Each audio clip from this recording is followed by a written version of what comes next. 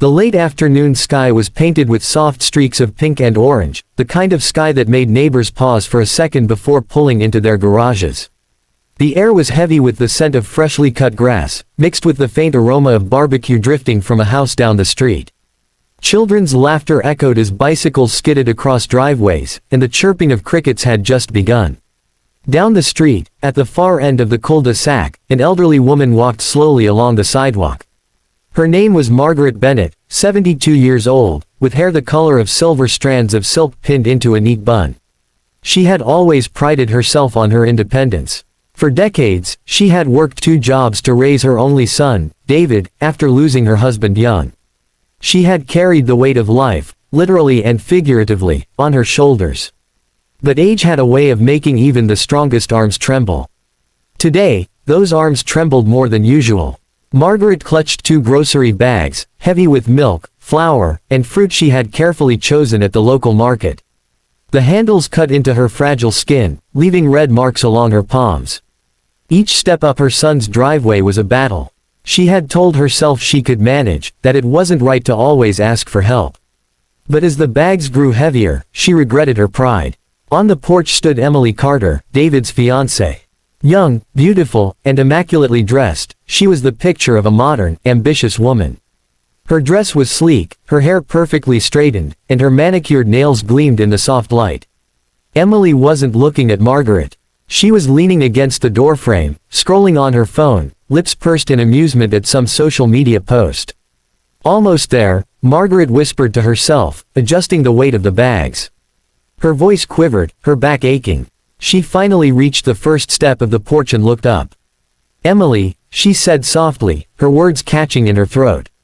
"My arms are tired, could you help me, please?" For a moment, Emily didn't even respond.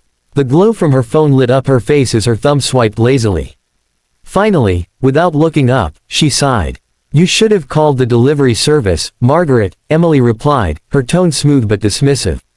"That's what they're there for. Carrying groceries at your age isn't wise." Margaret blinked, stunned at the coldness. She had asked not for advice, not for judgment, but simply for help. Her knees wobbled as she tried to shift the weight.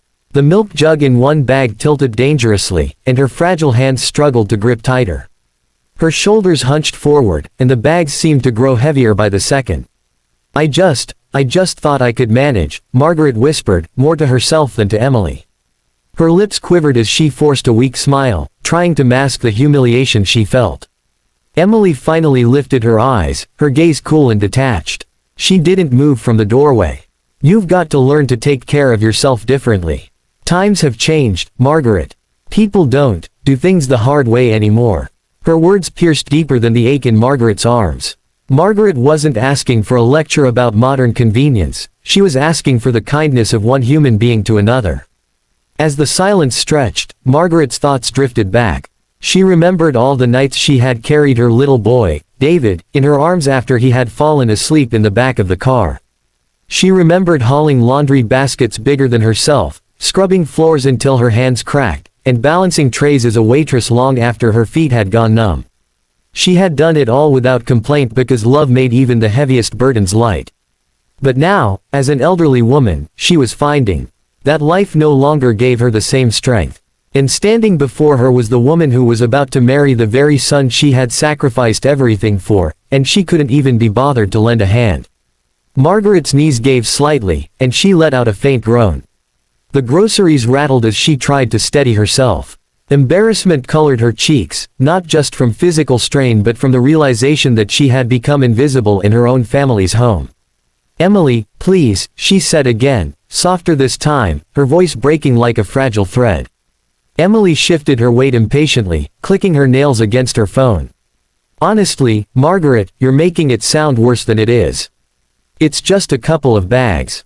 She smirked lightly, as though the whole situation was exaggerated. "You'll be fine." The words stung more than the ache in Margaret's muscles. She looked down at her trembling hands, the veins standing out against her thin skin. Each second felt heavier, not just physically but emotionally, like carrying the weight of disrespect she had never thought she'd endure. A tear welled in her eye, though she blinked it away before it could fall. She would not let Emily see her cry. Pride was the last thing she could still hold onto, even if her arms could no longer hold on to much else. The neighborhood carried on around them. A dog barked in the distance. A neighbor waved briefly as he watered his lawn, unaware of the silent struggle unfolding just a few feet away. The world moved forward, indifferent. Margaret adjusted her grip once more, the plastic bags digging deeper into her fragile flesh. She wanted desperately to set them down, but the fear of spilling everything, of breaking eggs and wasting milk, kept her from letting go. She closed her eyes for a moment, whispering to herself, just one more minute. David will be home soon. But in that 1 minute, something became painfully clear. She was not just tired in her arms, she was tired in her soul. Tired of being overlooked, tired of giving and never being met with the same in return. And in that instant, she realized that this woman, this fiancée, might not carry her son's life with the same love and sacrifice she had once carried him with.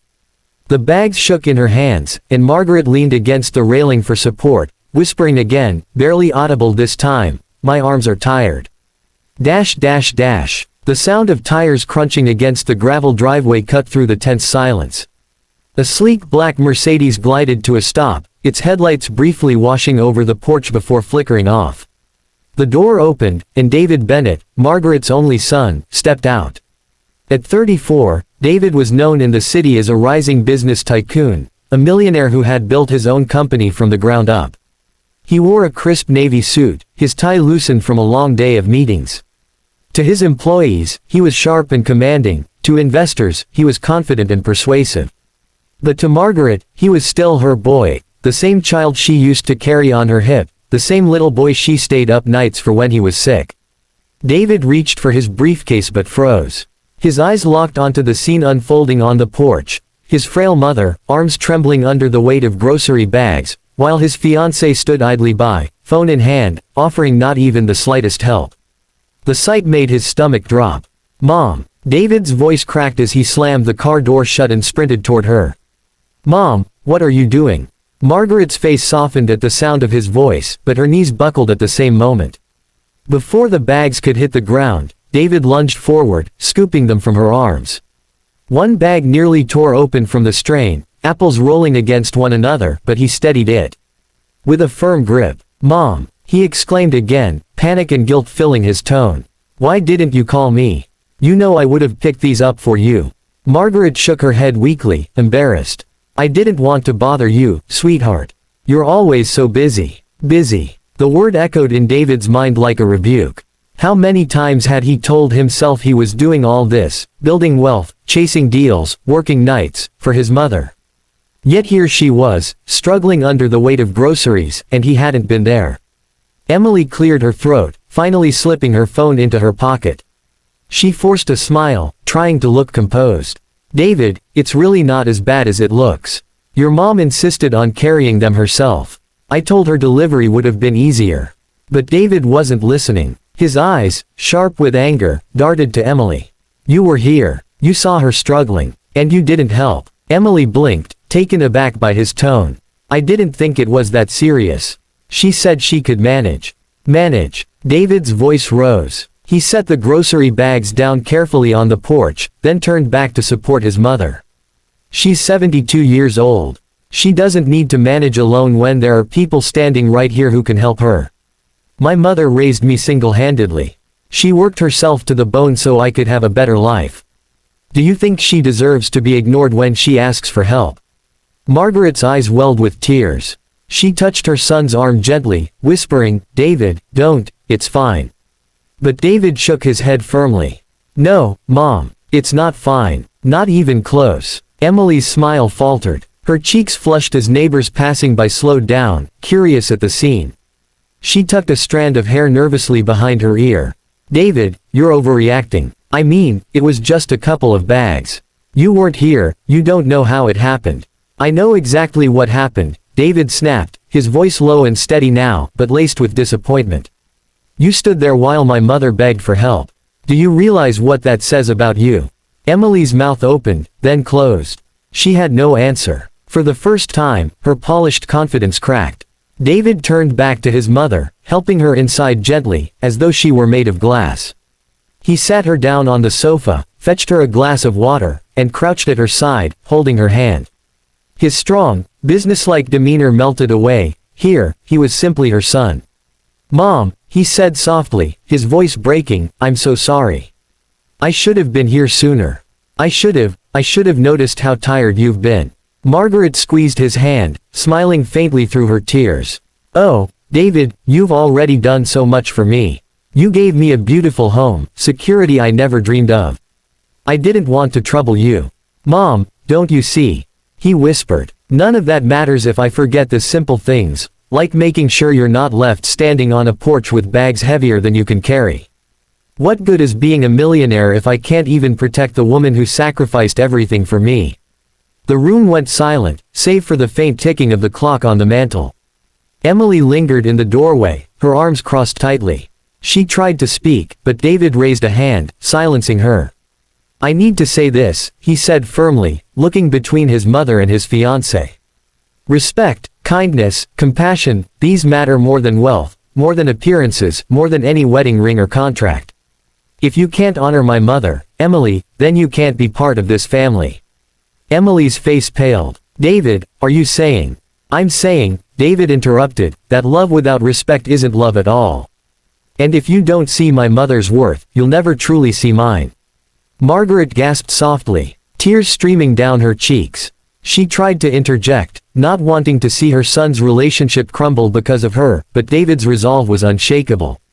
Emily faltered, her voice small. "David, I didn't mean," but the excuses sounded hollow even to her own ears.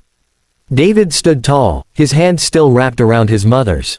"Mom," he said, turning back to her with warmth, "from now on, no more heavy bags. No more doing everything yourself. You carried me when I was too small to walk, when I was too weak to stand, when I was too young to understand. Now it's my turn to carry you." Margaret broke down then, her frail shoulders shaking with quiet sobs of relief, not because of the groceries, but because in that moment, she knew her son hadn't forgotten. All her sacrifices had not been in vain. Emily quietly slipped out of the room, realizing the weight of what she had lost. Not just a relationship, but the chance to be part of something money could never buy, a family built on love and honor. David stayed beside his mother, his hand never leaving hers. The millionaire, who had chased success in boardrooms and cities across the nation, finally understood the simplest truth of all. True wealth isn't measured in dollars, but in love, respect, and the hands you hold when you're tired. Moral. Money can buy comfort, but only kindness and respect give life its true value.